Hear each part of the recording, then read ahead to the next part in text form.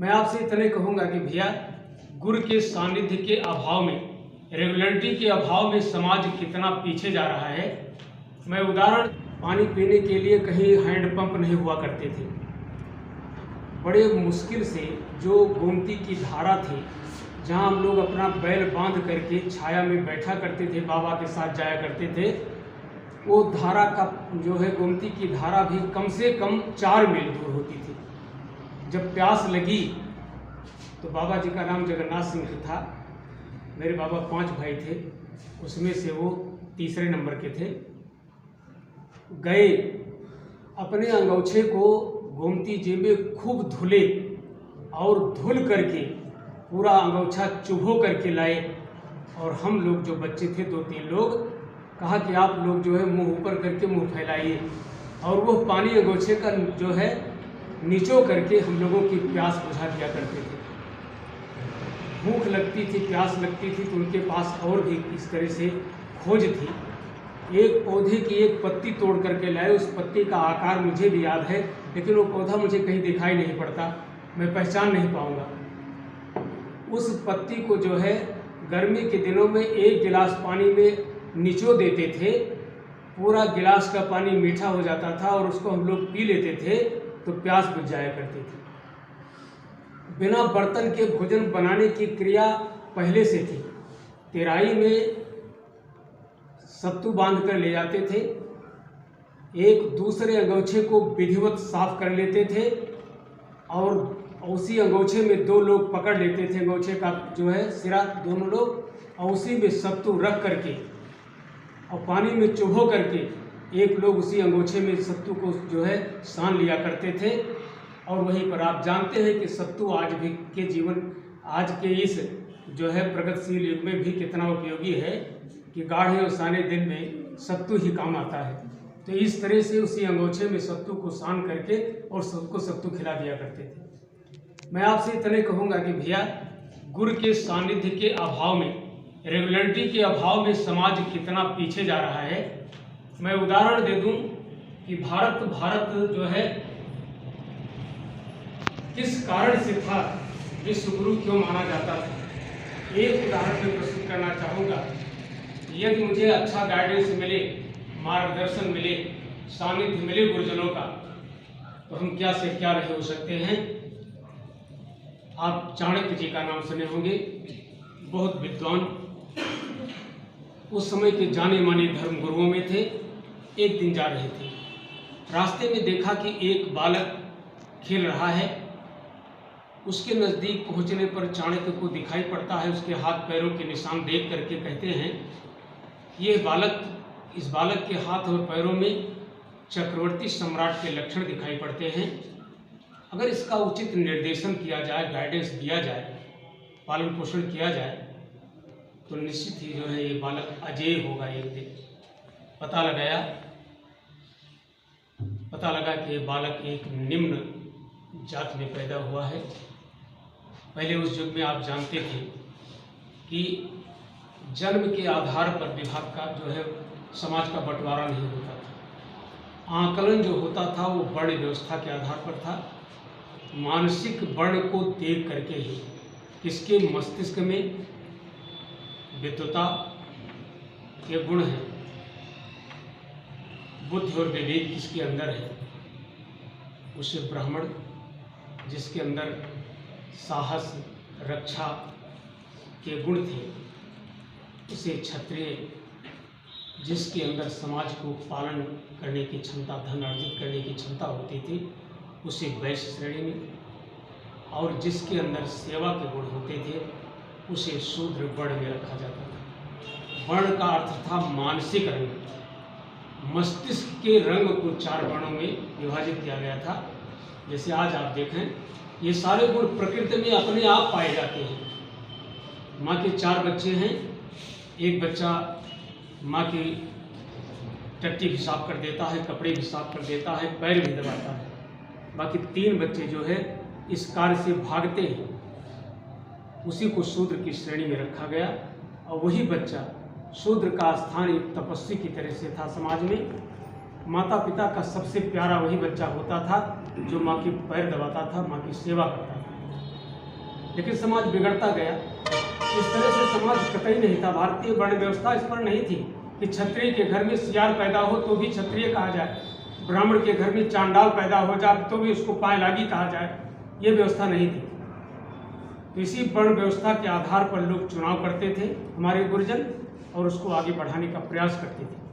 शरीर में भी आप देख लीजिए, विद्या बुद्धि विवेक इसी के ऊपर है ना, गले के ऊपर ना ब्राह्मण का दर्जा इसी को दिया गया। साहस रक्षा करने की जिम्मेदारी, इस शरीर को सेवा करने की जिम्मेदारी इन्हीं की है ना। यही हाथ जो है हमारे शरीर को नहलाते हैं, धुलाते हैं। कहीं प्रहार होता है तो भी रक्षा करने के लिए आते हैं। कहीं जो है हिंसक जानवर आ गया, कोई बात आ गई तो यही जो है अस्त्र लेकर के दौड़ते हैं। शत्रु की बात हो तो भी रक्षा के लिए आगे बढ़ते हैं। पेट को आप देख लीजिए कि ऊर्जा का स्रोत यही तो है। आप भोजन करते हैं, शरीर से जो है ये ऊर्जा पैदा करके सारे अंगों में भेजता है। सारे शरीर को ढोने का कार्य पैर करता है। शूद्र का कार्य तो पैर कर रहा है, सेवा तो यही कर रहा है। लेकिन इसको कितना स्थान दिया गया कि ये इतना ऊंची चीज, ये ब्राह्मण जो है मस्तक कहाँ रखा जाता है? ये पैर पर रखा जाता है। किसी के भुजाओं पर तो नहीं रखा जाता। क्षत्रिय के ऊपर तो ये मत्था नहीं लगाया जाता, केवल पैरों पर रखा जाता है ना। ये ऊंची संस्कृति थी कि शूद्र का कितना स्थान था, उतना बड़ा सेवा का स्थान कितना बड़ा था। चाणक्य ने इन्हीं गुणों को देख करके पता लगाया कि बच्चा जो है एक जो है निकृष्ट जाति का है, जिसे आज हम कहते हैं। उस समय निकृष्ट नहीं माना जाता था कि निम्न जाति कुल में पैदा हुआ है। उसके घर में गए, कहा भैया बच्चा आपका बड़ा भाग्यशाली है, इसकी रेखाएं मुझे बताती हैं एक दिन ये जो है चक्रवर्ती सम्राट बनेगा, अजेय होगा, इसका कोई विकल्प न होगा। इस बालक को मुझे दे दीजिए, मैं इसे पढ़ाऊंगा, सब कुछ सिखाऊंगा। जाना माना धर्म गुरु ये जान करके जिसका बच्चा था उन्हें भी खुशी हुई, गांव वालों की खुशी हुई कि भैया ऐसा धर्म गुरु आपके बच्चे को ले जा रहा है, आप तुरंत ले लीजिए। बच्चे को ले गए। शुरू में गुरु की भूमिका निभाई। उसके बाद फिर उन्होंने जो है जब बच्चा और बड़ा हुआ तो राजनीतिज्ञ की भूमिका निभाई। इतना योग्य बनाया कि नंद वंश का जब विनाश हुआ, आप देखें उसके बाद सम्राट चंद्रगुप्त मौर्य के आगे दूसरा कोई राजा टिक न सका। आप इतिहास में पढ़ते होंगे इस कलयुग में महारानी लक्ष्मीबाई को भी हार का मुंह देखनी पड़ी। राणा प्रताप को भी क्या नहीं झेलना पड़ा। शिवाजी को देखें उनके ऊपर क्या विपत्तियां आई। लेकिन सम्राट चंद्रगुप्त मौर्य के सामने कोई टिका नहीं, अजेय शासक रहा। उसका श्रेय किसको जाता है? गुरु को जाता है, चाणक्य जी को जाता है। आज हम लोग जो है अपने गुरुजनों के सानिध्य में न रह करके केवल सर्टिफिकेट जुटाने के चक्कर में पड़े हैं हम, कि हाथों में मेरे अच्छा कागज आ जाए, बस केवल यही भावना जो है हमको आपको कमज़ोर कर रही है, समाज को कमज़ोर कर रही है, देश को कमज़ोर कर रही है। मैं केवल एक उदाहरण देकर के प्रस्तुत करना चाहूँगा कि कभी भी जीवन में रहे, समय की उपयोगिता को समझें, बिना किसी संकीर्ण विचारों के आप परिश्रम की कार्यशैली अपनाते हुए आगे बढ़ें। देख लीजिए भाग्य आपके पैरों को चूमता है। हमारे जो दार्शनिक थे, जिनको हम अपना ऋषि मुनि कहते थे, जिनको हम अपना ब्राह्मण और विद्वान कहा करते थे, आप देखें कि उनकी के जन्म के आधार को देखें, जन्म उनका कहाँ हुआ था। तो आज के युग में वे होते तो आप उनको बुरा भला कहते और कह देते कि उनके लिखे थीसिस, उनके लिखे दर्शन, उनके लिखे गए जो है चारों वेद, उपनिषद, महाभारत, रामायण, कुरान शरीफ, गीता, बाइबल का अध्ययन ही नहीं करूँगा। लेकिन उस समय कितनी ऊंची संस्कृति थी भारत की कि वर्ण व्यवस्था पर वो आधारित संस्कृति जन्म जाति विहीन साम्राज्य था, इसलिए वे विश्व गुरु कहे जाते थे। एक उदाहरण उसमें जो एक छोटी सी कविता के माध्यम से, क्योंकि मैं अध्यापक था, 42.5 साल जो है केवल आप लोगों से जुड़ा था, इसलिए आप सबके बीच में अपनी बात को कहने में मुझे संकोच नहीं लगता है, बड़ा आनंद आता है। देखें कि जाति विहीन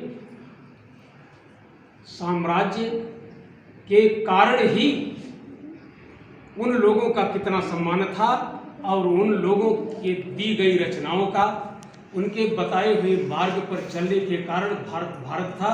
इन्हीं पर थोड़ा सा मैं 4 पंक्तियां आपके सामने प्रस्तुत करूंगा।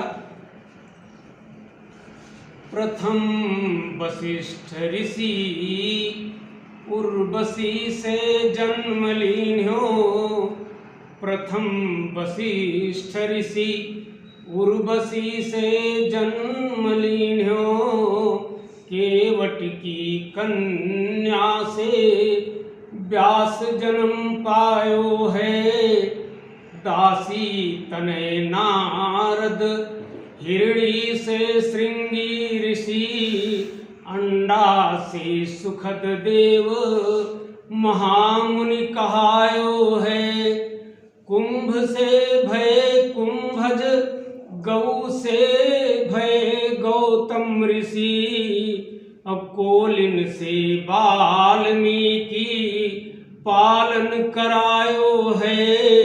और शुक्राचार्य जी को बुलाया गया था मकसाला में, और वहाँ पर आप जानते हैं कि शुक्राचार्य जी के एक आंख नहीं थी, इसलिए भगवान ने उनके ऊपर कटाक्ष किया था। उसी कटाक्ष के बदले शुक्राचार्य जी भगवान को जवाब देते हैं।